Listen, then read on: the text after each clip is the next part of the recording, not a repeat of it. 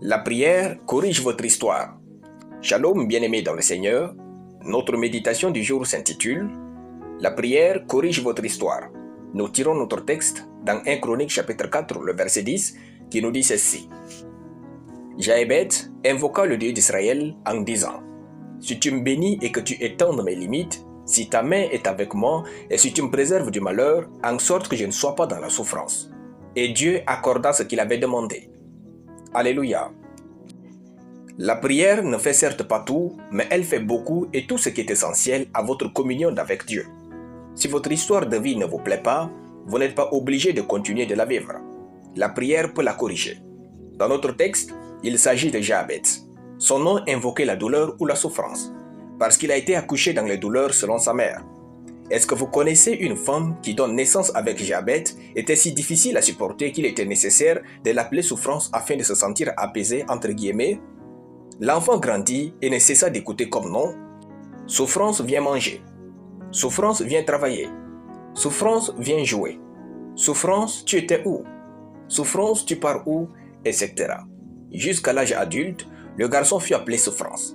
Malgré tout ce qu'il a subi, ce garçon n'a pas laissé l'histoire lui imposer sa vie et sa destinée. Ne laissez pas ce que vous vivez ou avez vécu définir votre vie et ses limites. Vous n'êtes pas obligé de mourir pauvre, sans joie, sans dignité et sans succès. La prière vous permet d'accéder au monde spirituel auprès de Dieu et de rectifier votre histoire. Alors, Jaébet invoqua le Dieu d'Israël. Dans sa prière, Jaébet demanda la bénédiction divine, que Dieu agrandisse son territoire et que la main de Dieu soit avec lui et que Dieu le préserve du malheur.